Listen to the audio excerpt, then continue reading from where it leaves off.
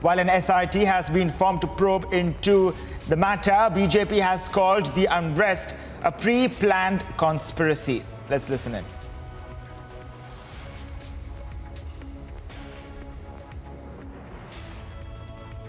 शनिवार का दिन था। भगवा रैली अपने चरम के साथ में आगे बढ़ रही थी, लेकिन अचानक हटवाड़ा इलाका जो करौली में पड़ता है, वहां की मस्जिदों और आसपास के इलाकों से इतने पत्थर बरसे जो नीचे भगवा रैली में लोग शामिल थे वो घायल हो गए। मेरे साथ में बीजेपी के लोकल सांसद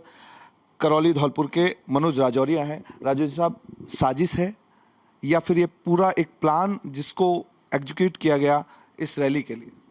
देखिए, जिस तरीके से माननीय प्रधानमंत्री नरेंद्र मोदी जी के नेतृत्व में राष्ट्र का गौरव बढ़ रहा है और हिंदू समाज जिस तरीके से उल्लास और उत्साह के साथ में हिंदू नववर्ष मनाने का एक कार्यक्रम बनाया, उस कार्यक्रम में प्रशासन की अनुमति ली गई और शांतिपूर्वक हमारी जब रैली यात्रा कर रही थी, अचानक एक मकान जो कि कांग्रेस के एक नेता का है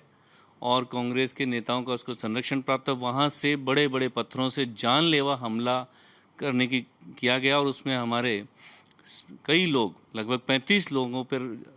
ज़बरदस्त हमला हुआ और जो लोग बच गए उनके ऊपर घरों के अंदर से लेकर चाकुओं से, तलवारों से और लाठियों से भी हमला किया गया। जानलेवा साजिश की गई थी और उस साजिश के तहत जो साजिश करता थे, मास्टरमाइंड थे, वो अब तक पुलिस की गिरफ्त से बाहर है और उनको दबाव बनाने के लिए मैंने काफ़ी लगभग 2 मीटिंग, कल रात को 1 बजे तक मैंने प्रशासन से मीटिंग की, दिन में दौरा किया और कांग्रेस की सरकार, मुख्यमंत्री अशोक गहलोत जिस तरीके से एक विशेष धर्म की संप्रदाय की रक्षा करने के लिए अशोक गहलोत जी इस हद तक उतर सकते हैं कि अभी तक कांग्रेस के उन आरोपी नेताओं को उन्होंने गिरफ्तार नहीं किया। क्या नाम है उन आरोपी नेताओं का, एक बार खुल के बताइए सर। देखिए, यहाँ के एक पार्षद मकबूल अहमद और उनके नेता जो कि जिनका नाम अभी आ रहा है वो इसमें शामिल थे और उनके साथ में सैकड़ों की एक भीड़, हमारे जो निर्दोष लोग थे जो कि शांतिपूर्वक रैली निकाल रहे थे, उनके ऊपर जानलेवा हमला किया। और आज जब मैं कलेक्टर और एसपी के साथ पत्थरबाजी की, आगजनी की, तो प्रशासन से भी हमारा एक ही कहना है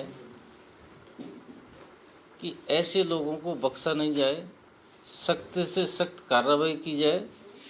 क्योंकि करौली शहर एक ऐसा शांत प्रिय शहर है कि यहाँ हिंदू मुस्लिम भाईचारे से रहते हैं। ईद का त्यौहार मुसलमान हिंदू साथ मनाते हैं, दीपावली का त्यौहार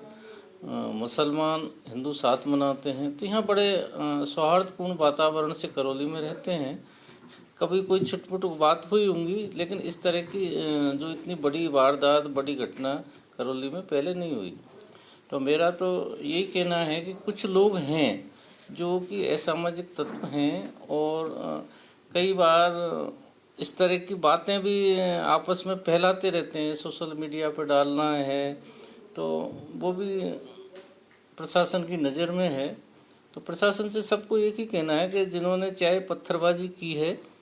वो भी किसी भी कीमत पर नहीं बचना चाहिए। जिन्होंने आगजनी की है उनको भी, क्योंकि जिनके दुकानें जो जलाई गई हैं बिल्कुल गरीब तबके के आदमी थे जिनकी तो जो जलाई गई हैं, ठेले वाले थे उनकी जलाई गई हैं। तो ऐसी स्थिति में गरीब आदमी को इसमें भयंकर नुकसान हुआ है और जो उपद्रवी थे, जो बदमाश थे, जो तो अपना बदमाशी वो करके निकल गए, लेकिन पुलिस उसकी सबकी छानबीन कर रही है, किसी को नहीं छोड़ेगी। ये सब